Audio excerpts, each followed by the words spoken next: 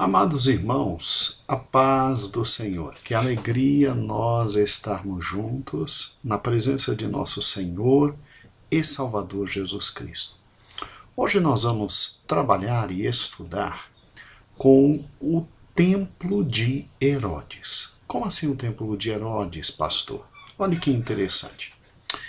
Se você parar e pensar, nós tivemos, na verdade, o primeiro templo, o Templo de Salomão, com toda aquela imponência, maravilha, com todo aquele momento extraordinário de Deus, historicamente registrado no livro de Crônicas.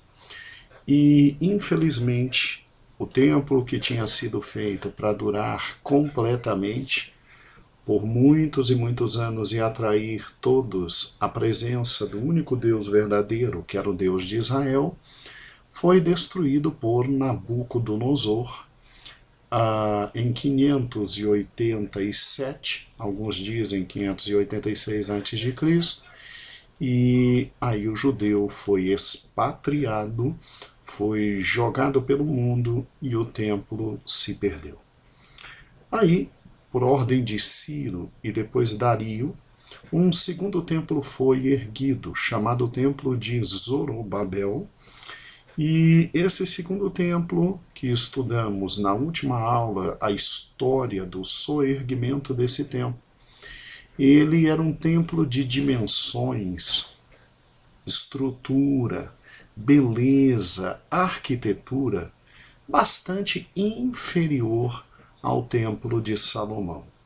Tanto é que até mesmo alguns dos mais antigos que tinham visto o Templo de Salomão e 70 anos depois viram a reconstrução do templo, choravam, mas choravam, um misto de alegria, porque um novo templo tinha sido reedificado, mas nada à altura do primeiro templo.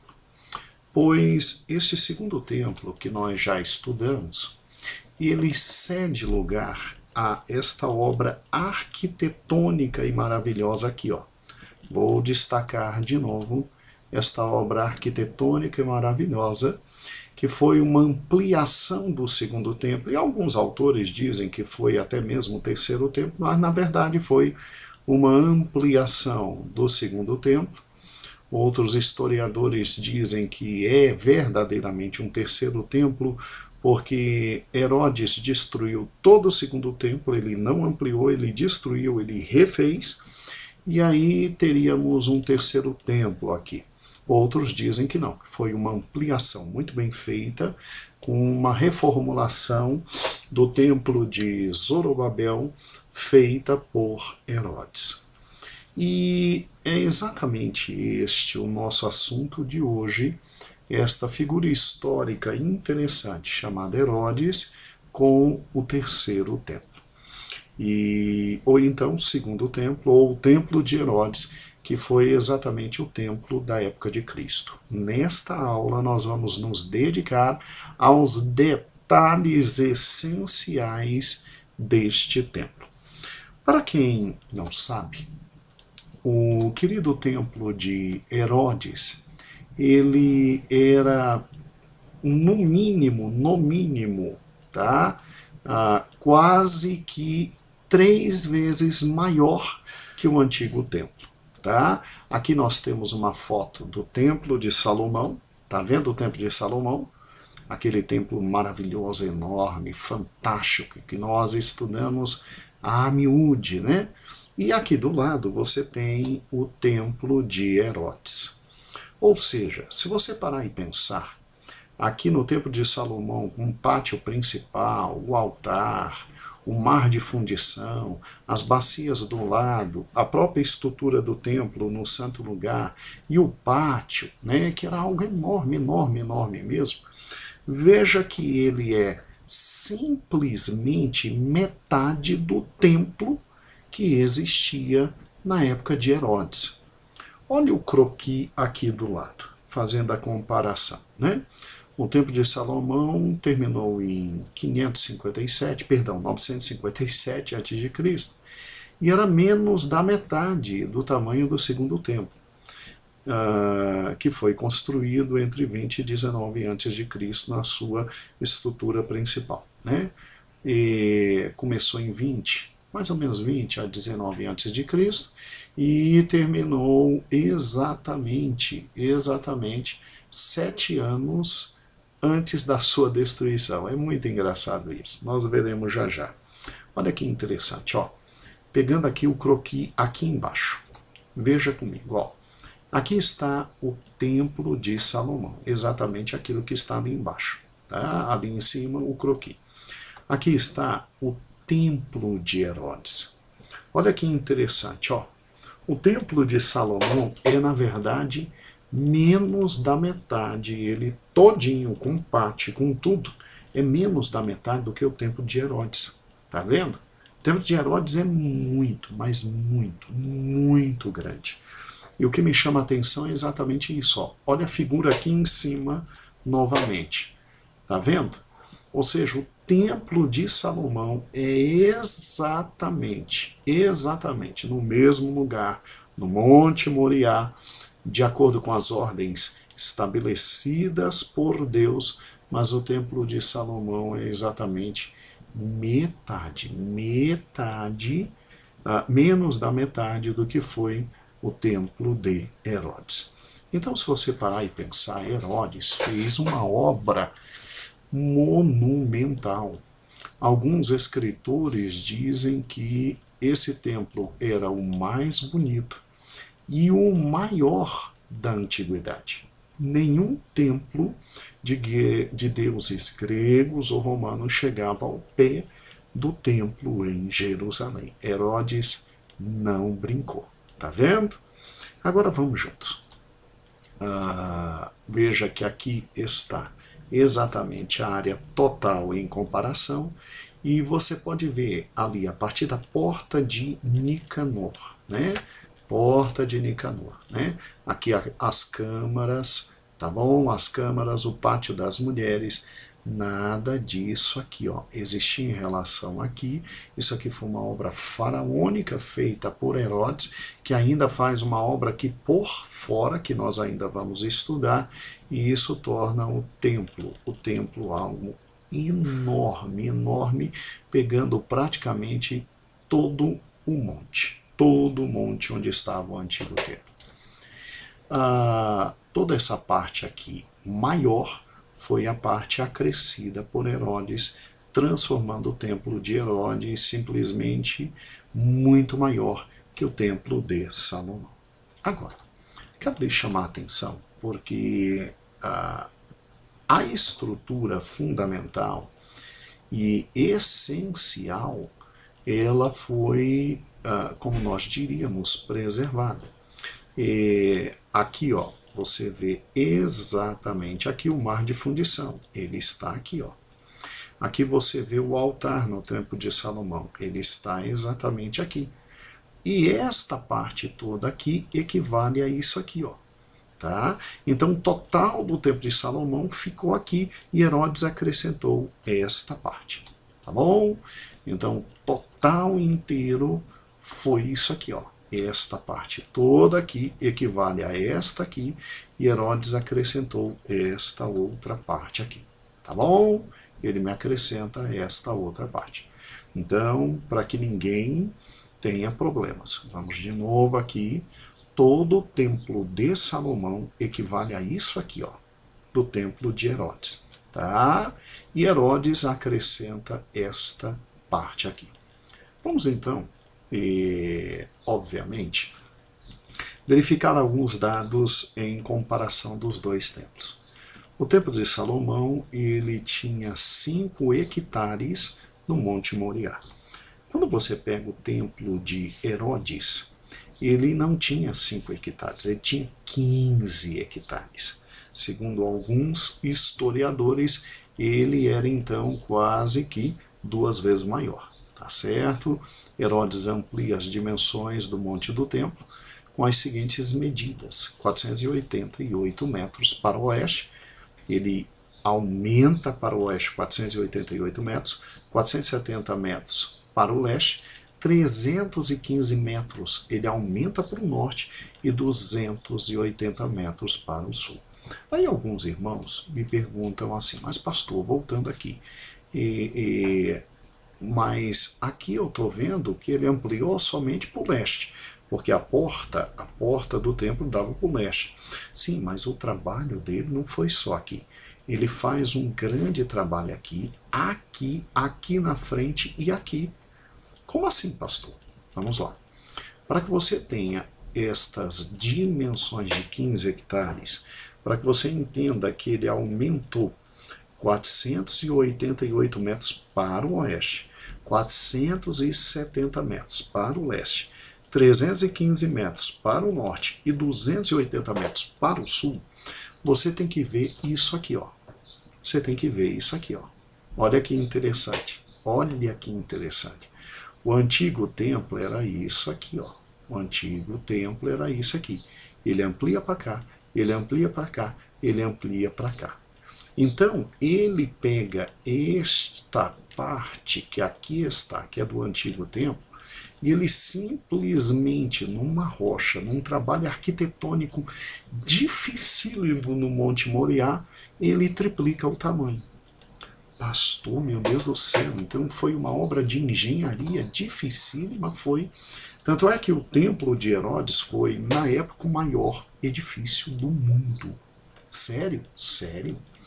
Para que ele fizesse isso, você tinha que simplesmente entrar com 4 andares abaixo da terra, por sistema de arcos e abóbadas, para que a fundamentação fosse muito segura.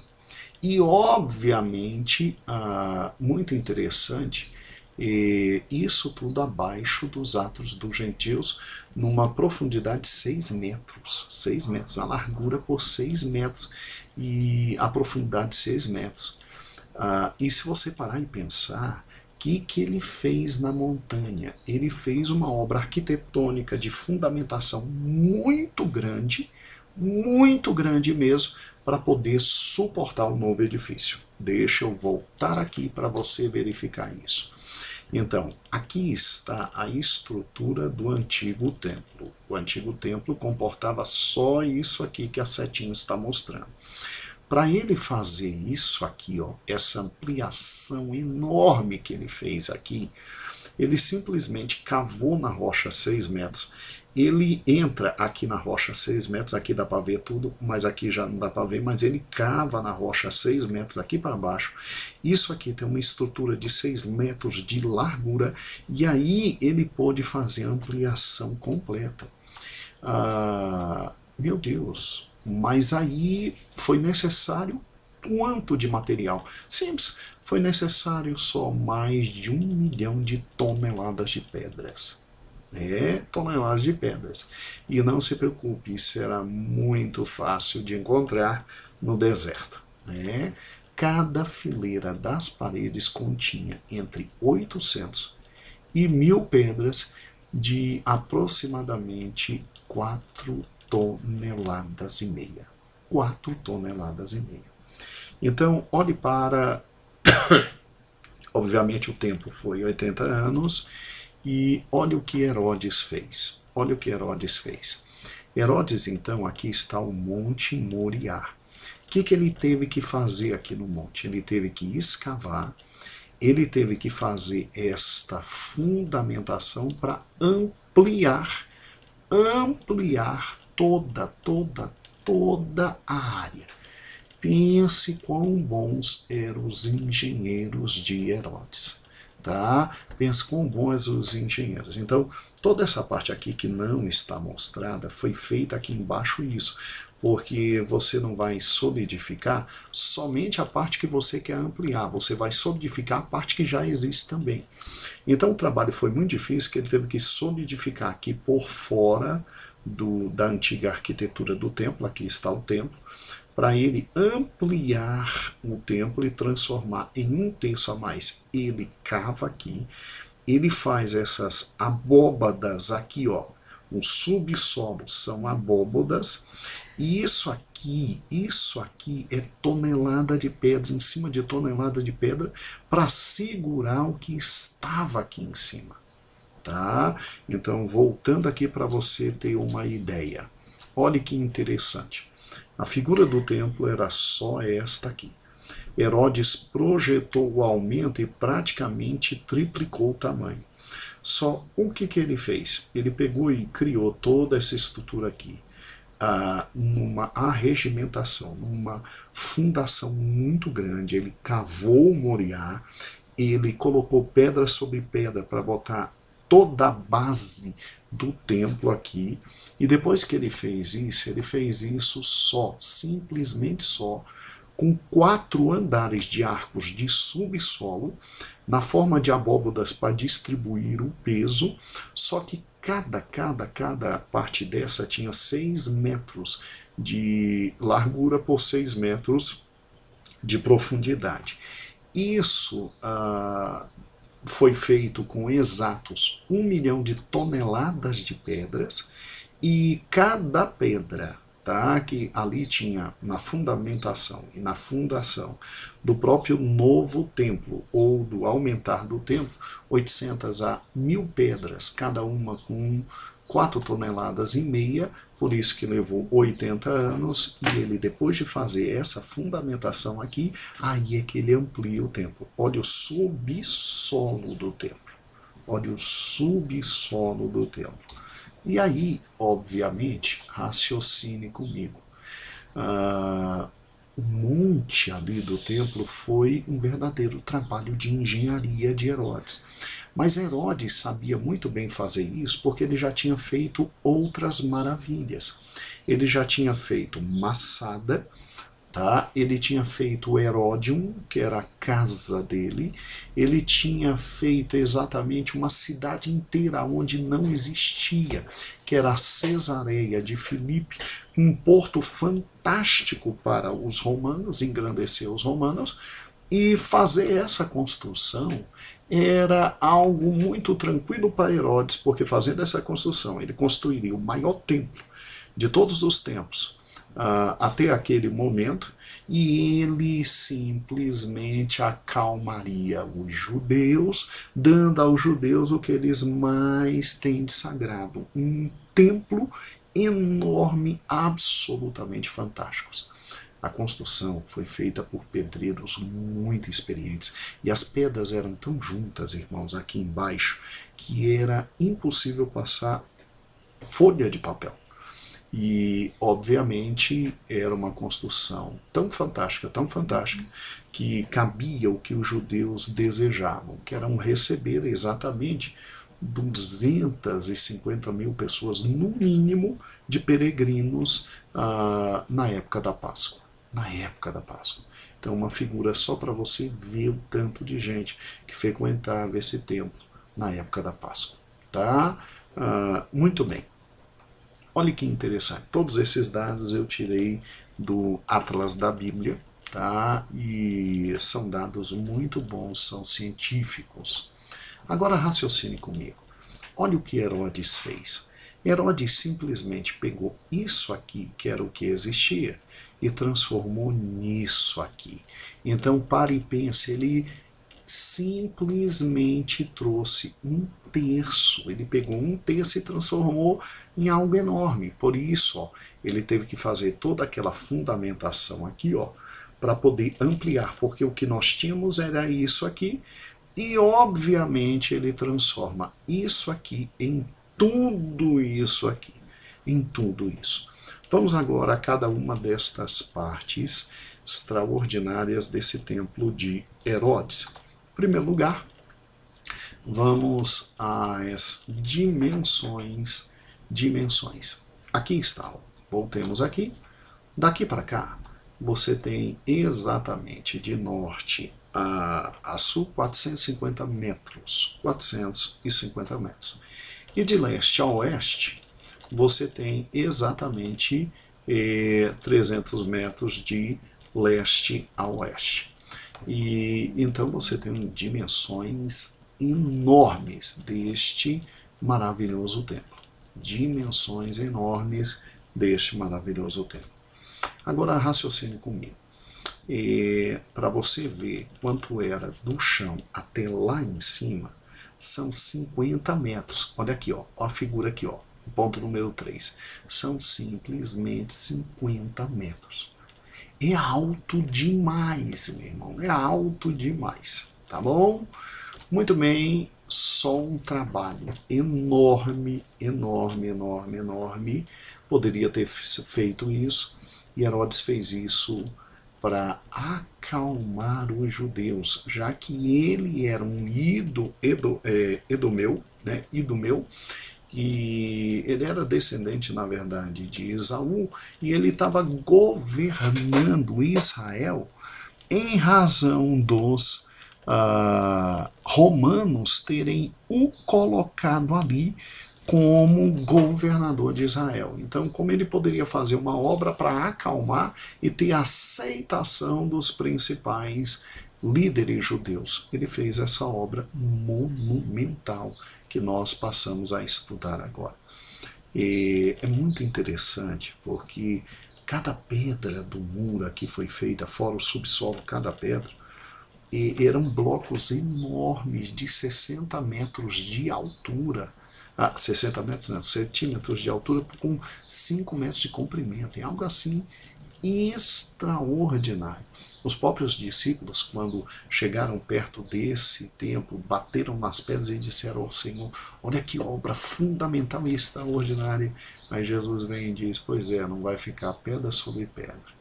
Vamos ali para o Monte das Oliveiras que eu conto para vocês essa história. Todo mundo ficou assustado com Cristo, né? Todo mundo ficou assustado. Muito bem.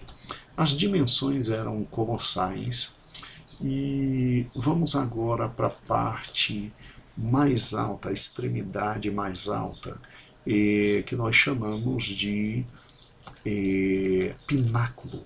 Talvez aqui no ponto 4, veja ali a figura, tá vendo? Talvez ali no ponto 4 você tenha exatamente um pináculo do templo, que chegava a ter 50 metros de altura. Eu vou pegar aquele ponto 4 ali, ó, que acabei de fazer e fiz de novo, vou trazer uma foto dele. Olha o tamanho disso, irmãos. Olha o tamanho disso. Qualquer um que fosse fotografar, fotografaria exatamente aí. Olha o tamanho disso. Olha onde era o pináculo. Olha onde provavelmente Satanás tenha levado Cristo e tenha ali feito propostas absolutamente indecentes quanto à tentação, porque Satanás leva Cristo ao pináculo do templo. É exatamente ali. Olha que interessante. Em razão disso, havia uma rampa que conduzia os adoradores exatamente do ponto primeiro até os átrios do templo. Essa rampa está aqui exatamente no ponto número 5. Agora, olhando para outras partes do templo, você tem exatamente o ponto número 6. Está vendo lá a figura 6? Ali no ponto número 6 você tem, vai passar agora, ó, isso. Você tem uma fortaleza construída também por Herodes, chamada Fortaleza Antônia, que era onde ficava o procurador romano quando ele estava em Jerusalém. E é onde ficavam os soldados, porque eles não entravam no templo, mas dali dava para ver tudo que estava acontecendo ali no templo. Se tivesse alguma rebelião, os soldados romanos vinham, invadiam o templo, arrebentavam todo mundo na pancadaria e botavam as coisas em ordem como Roma desejava que estivesse. Então, normalmente, o procurador romano da região não ficava em Jerusalém, ele ficava em Cesareia. Cesareia, que foi uma cidade que Herodes construiu ao estilo romano e aonde os procuradores ficavam, em Cesareia. Mas quando tinha Páscoa, quando tinha as grandes festas, o procurador saía de lá e vinha para cá, para a Fortaleza Antônia, onde ficava e de onde vigiavam os judeus nos seus ritos, para ver se estava tudo certinho. Muito bem. Ali no ponto 7, tá vendo o ponto 7? Vou identificar ele para você aqui, ó. Aqui, tá vendo? Olha aqui o outro ponto 7, tá vendo? É o que nós chamamos de pátio dos gentios. Aqui os gentios podiam entrar e aqui podiam ficar, e daqui poderiam ter acesso a um primeiro momento de religiosidade, e aqui podiam aprender com os mestres rabínicos e talvez se converter ao judaísmo e chegar, obviamente, à presença de Deus, se tornando um prosélito, se tornando um seguidor do judaísmo e sendo, obviamente, num futuro não tão distante, alguém instruído em todo o conhecimento. Aqui ficava o pátio dos gentios. É interessante essa parte, vou ampliar aqui para os irmãos verem. Ali está o templo, tá certo? Aqui o pátio dos gentios, tá vendo? É uma área muito grande que Herodes criou e que era separada do templo exatamente pelos muros.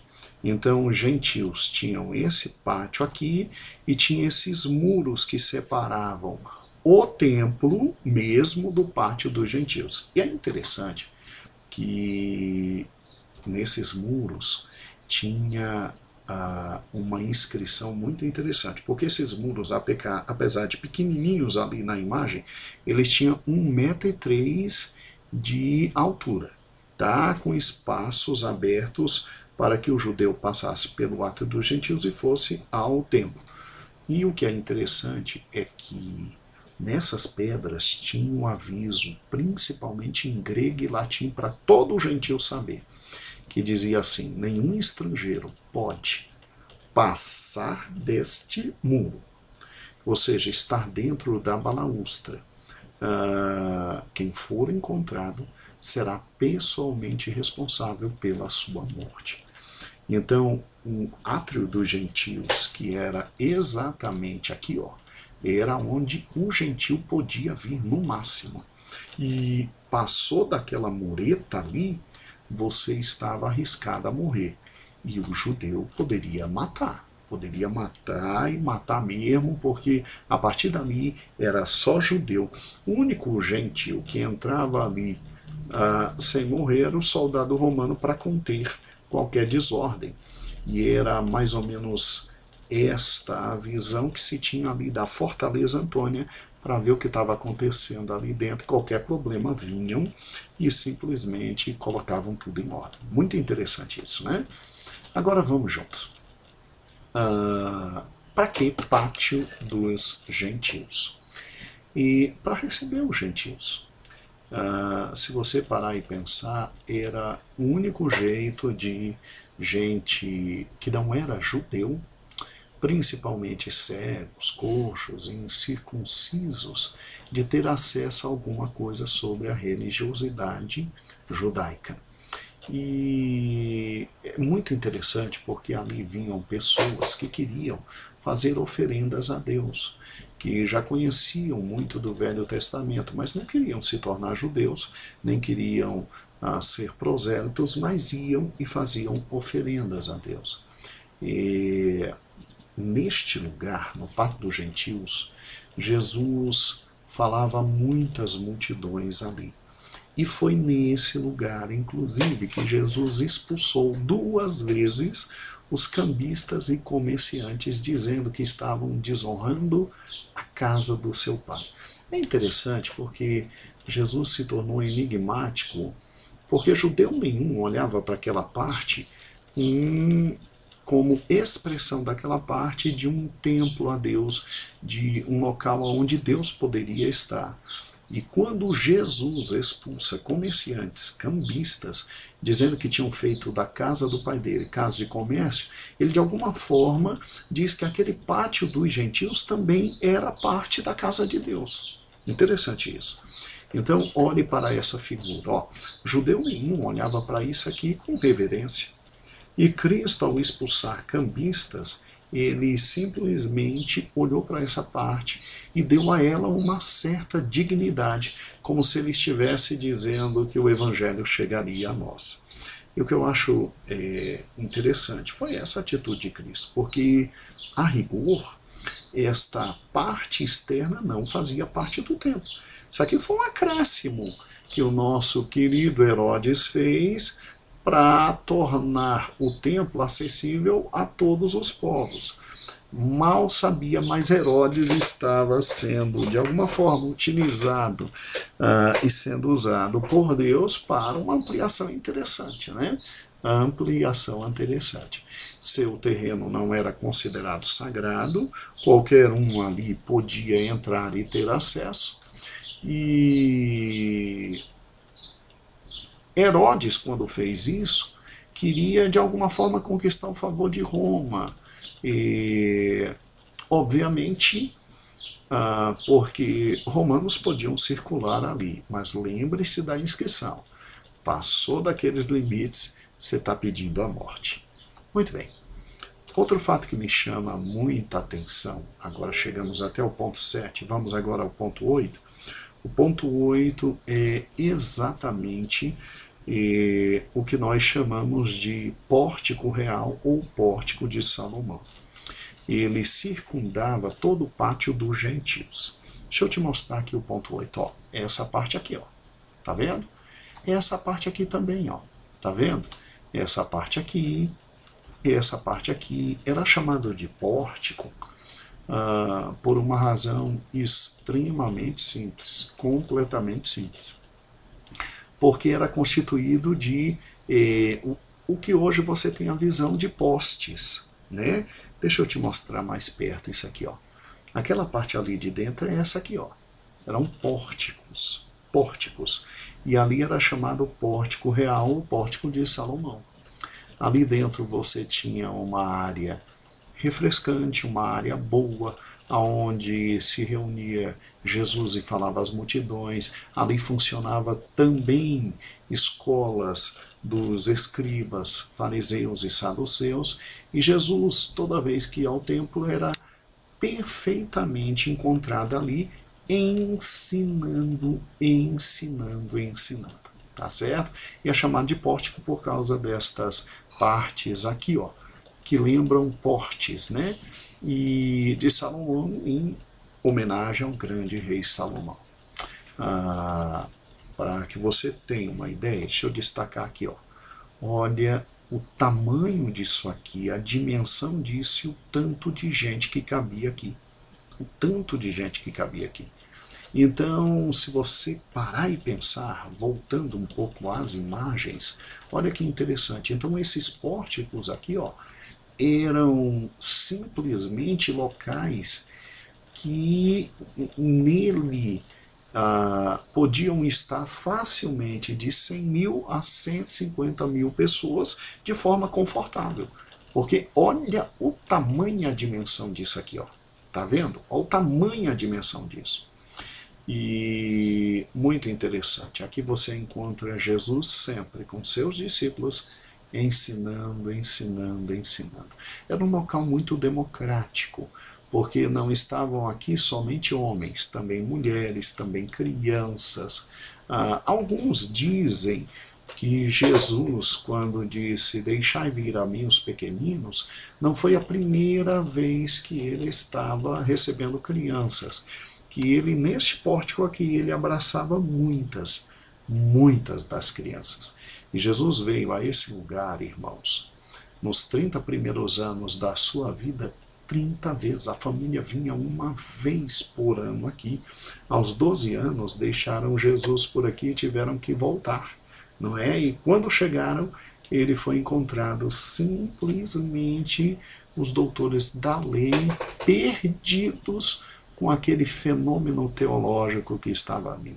E depois, nos 3 anos seguintes de ministério, ele vem aqui, ele além de falar e ensinar ao povo, ele ainda arrebenta cambistas, malandros e vagabundos que estavam querendo fazer da casa do seu pai uma casa simplesmente não mais de oração, mas uma casa de comércio. Muito bem, então olhe que interessante, veja que o pátio dos gentios ele está literalmente cercado destes pórticos de tudo que é canto, tá? Você tem o pórtico aqui, você tem pórtico aqui, você tem pórtico aqui, e é um local muito interessante porque era debaixo dessas colunatas, ou colunas, ou postes, ou pórticos, que os escribas também tinham suas escolas, seus debates. Muitas perguntas feitas para Jesus quando ele estava no templo não eram feitas dentro do local do templo, que é aqui, ó, que é aqui, e que era a parte de Salomão e que foi expandida por Herodes. Muitas perguntas eram feitas nesses pórticos e simplesmente os fariseus, saduceus, diziam assim: nós só não vamos matar ele agora porque a multidão está do lado dele. Então era perfeitamente possível ter Jesus aqui dentro e Jesus aqui, acompanhado de 5, 7, 15, 20 mil pessoas. Aqui cabiam com tranquilidade 150 mil pessoas, de forma arejada e tranquila. Arejada e tranquila. Tá bom? Mas infelizmente aqui também, debaixo desses pórticos, estavam os comerciantes comprando e vendendo, vendendo e comprando. Agora, muito interessante, para quem nunca viu, é esse ponto 9 aqui. Tá vendo ali na figura o ponto 9? Olha que legal. Isso aqui, para quem não sabia e não sabe, isso aqui é a parte sul. Porque, ó, aqui está a parte norte e aqui está a parte, o quê? Sul. Tá? Aqui está a parte norte, aqui está a parte sul. E essa parte sul aqui, esse 9 aqui, vamos destacar. Tá vendo aqui? Aqui são duas entradas. Você sabia? Aqui o povo saía daqui, ó. O povo vinha ao templo e podia entrar por aqui, pela parte sul. Pastor, o povo podia entrar pela parte leste? Podia. Oeste? Podia. Pela parte norte? Podia. Mas ali na parte sul era a entrada que o povo mais gostava. Por quê? Além de sair embaixo do pórtico principal, porque o pórtico principal era esse aqui, ó. Tá? Aqui cabia com facilidade, irmãos, uma média de 100 mil pessoas. Mas com muita facilidade. E que interessante, eles entravam por aqui, vou voltar aqui, ó, de novo a setinha.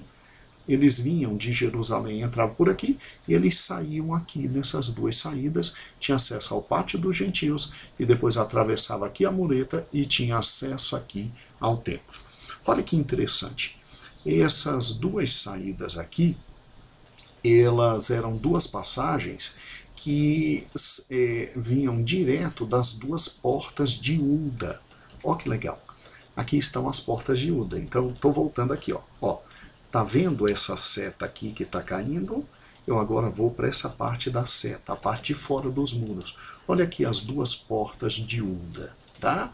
Aqui uma porta de Uda, aqui outra porta de Uda, e as pessoas subiam aqui de Jerusalém, passavam aqui, entravam nessa porta, e entrando nessas duas portas, tinham acesso aonde? Tinham acesso exatamente aqui, essas duas entradas que estão aqui, e entravam no pátio e ali tinha acesso ao templo. A maioria entrava por essas portas. Muita gente diz que Jesus gostava muito dessas duas portas e entrava muito ao templo por aqui. Pastor, só tinha essa entrada? Não, olhe para cá, olhe para cá. Você tinha também esta outra entrada magnífica, construída por Herodes, chamado Arco. Tá? Ali em cima, obviamente, o ponto número 8, o pórtico principal, o pórtico de Salomão, que descia também por todos os lados. Aqui as duas portas de Uda, tá vendo? Mas você tinha essa entrada também aqui, ó, muito importante, chamada na época de Herodes somente de Arco. Depois, historiadores passaram a chamar de Arco de Robson, porque o querido arqueólogo Robson é que descobriu as ruínas desse arco. Você pode imaginar quanta gente entrava nesse arco aqui? Deixa eu te mostrar uma outra figura. Então, olha que interessante, ó. Aqui você está ao sul, com as duas portas de Uda que saíam exatamente aqui. Mas você tinha acesso também aqui pelo arco de Robson, que na época de Herodes era chamado somente de arco. Ó, deixa eu te mostrar essa figura.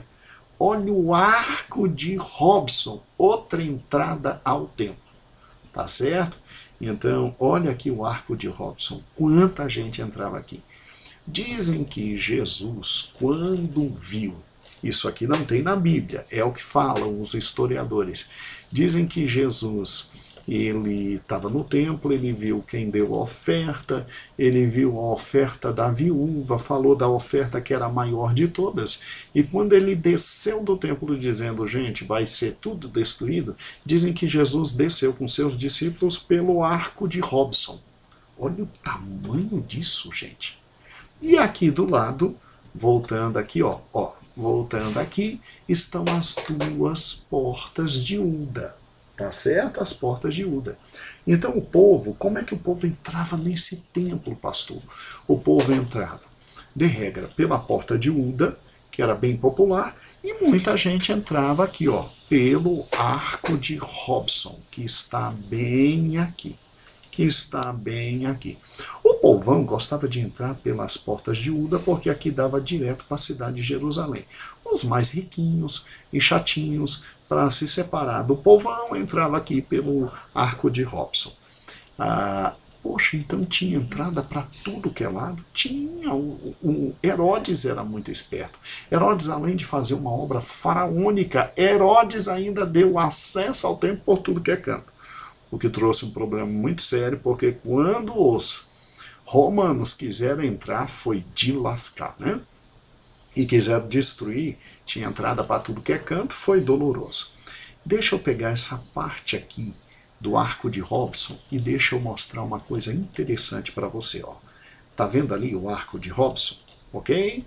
Você ainda tinha do lado do arco de Robson uma outra entrada, chamada arco ou portão de Wilson. E aqui você tem a parte oeste do templo. Espera aí, pastor, volta um pouquinho. Então quer dizer que pela parte do sul você tinha as portas de Uda e esse arco de Robson junto com o portão de Wilson ali é a parte oeste, sim. Então se entrava pelo templo de tudo que é lado, sim. Deixa eu te mostrar isso numa figura muito maior, numa figura para você entender melhor o que eu estou querendo te mostrar. Tanto o arco de Robson como o arco de Wilson. É chamado de arco de Wilson.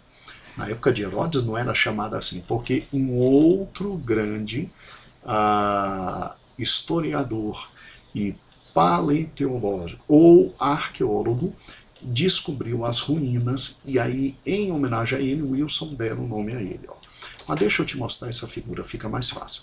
Se lembra do Pátio dos Gentios? Se lembra? Excelente. Como é que a gente entrava em todo esse monumento? De forma muito simples. Você tinha aqui, o arco de quê? Robson, que era uma das formas de entrada, e está aqui o arco de Wilson, outra forma de entrada para ter acesso ao pátio do templo, tá? E o pátio dos gentios e as portaletas de Salomão, sem se esquecer que aqui, bem aqui estavam as duas portas de quê? De Uda. Então aqui a parte sul e aqui a parte oeste, e o povo entrava e era algo mais assim monumental. Só voltando então para você ver essas figuras. Olha o tamanho disso. Olha as entradas. Olha as entradas. Não tinha, e ali as portas de Uda. Não tinha como não entrar. Né? Não tinha como não entrar. Aqui o arco de Robson. Aqui o nosso querido arco de Wilson, ou portão de Wilson. Todo mundo entrava e tinha acesso completo. Por isso que eu disse que todo mundo tinha acesso ao pátio dos gentios. Se tem uma coisa que ninguém tinha problema, era com mobilidade. Herodes o Grande era fantástico mesmo. Agora vamos juntos. Vamos para outras entradas. Você tinha também a possibilidade de simplesmente entrar por intermédio do leste. E na entrada do leste está a porta mais importante ali no número 12. Aqui no número 11, somente lembrando, era a continuidade das colunatas ou do Pórtico de Salomão, porque exatamente tudo que está aqui, meu irmão, existia aqui embaixo. Agora, esse 12 aqui, esse 12 é fantástico, irmãos. Aqui está a porta dourada. Como assim a porta dourada? Deixa eu te mostrar. Aqui está, tá? Hoje ela está fechada. E aqui está a porta dourada do templo, por onde Jesus entrou cumprindo uma profecia essencial de que o rei iria entrar por essa porta ficaria depois fechada até o retorno do grande rei. E essa profecia se cumpre. Essa profecia se cumpre porque Jesus entra, depois toda essa parte é destruída, depois isso aqui é construído por um sultão que dominava Jerusalém na época dos muçulmanos, e o sultão mandou lacrar a porta para que ninguém entrasse, cumprindo a profecia. Aqui está o portão dourado, a porta dourada. É mais uma das entradas, então, ó, essa entrada aqui é mais uma das entradas do templo.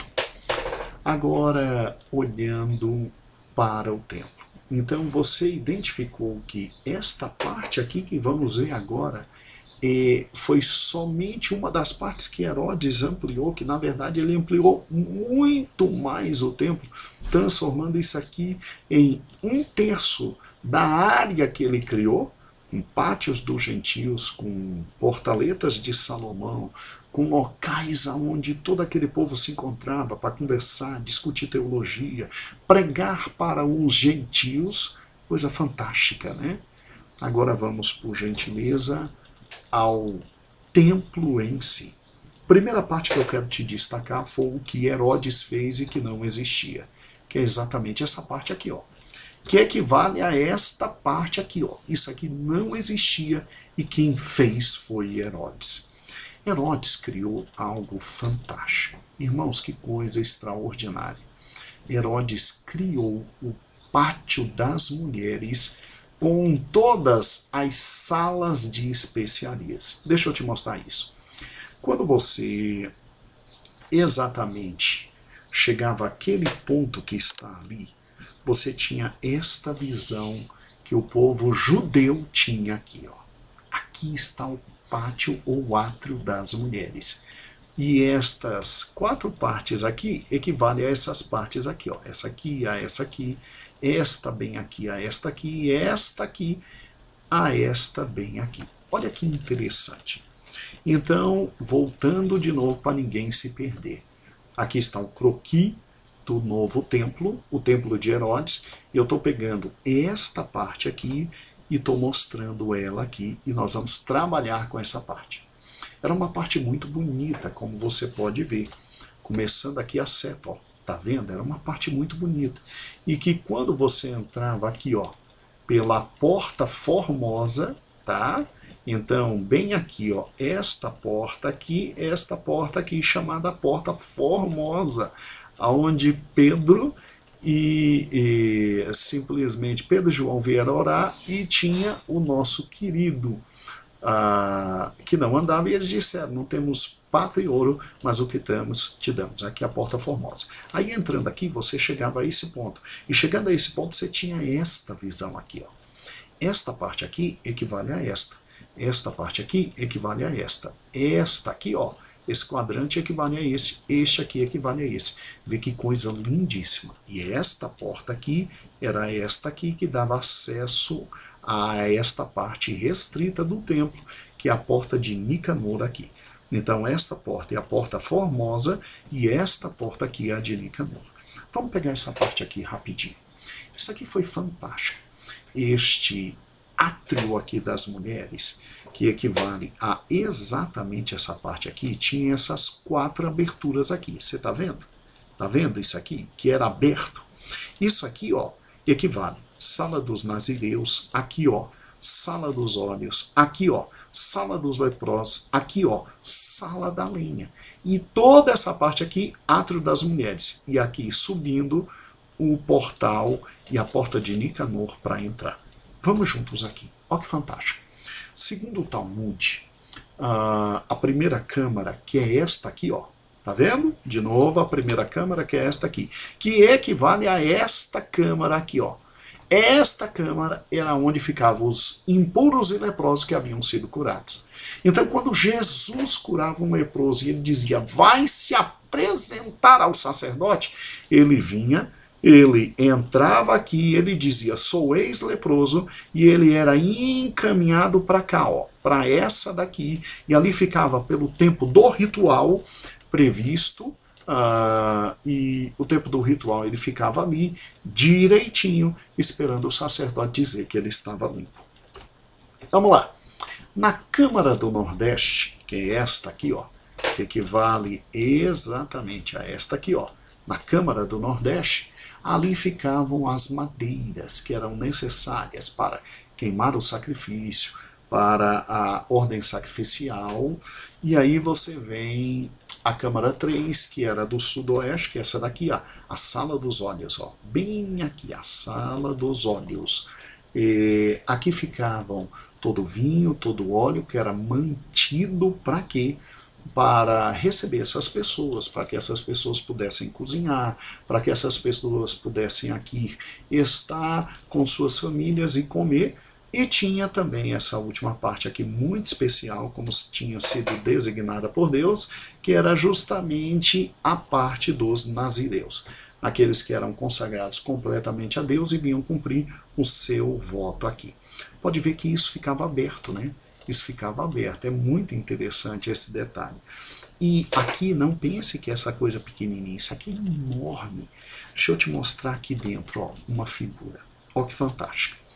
Aqui nessas câmaras também era possível levar, porque aqui, ó, aqui dentro, ó, destas câmaras aqui, podiam ficar famílias inteiras ali para jantar, para ter comunhão, para fazer oferta, para comer junto com o sacerdote que estava fazendo a oferta.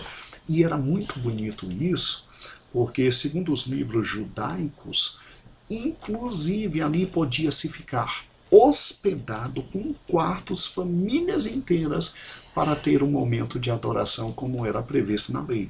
Então era muito comum essa figura aqui, ó, dentro de um quarto aqui, você ter nesta localidade aqui, ó, deixa eu te mostrar, ó, bem aqui dentro, ó, bem aqui dentro, era possível você ter famílias inteiras se alegrando a Deus, fazendo as ofertas, dormindo e vivendo ali, tá certo?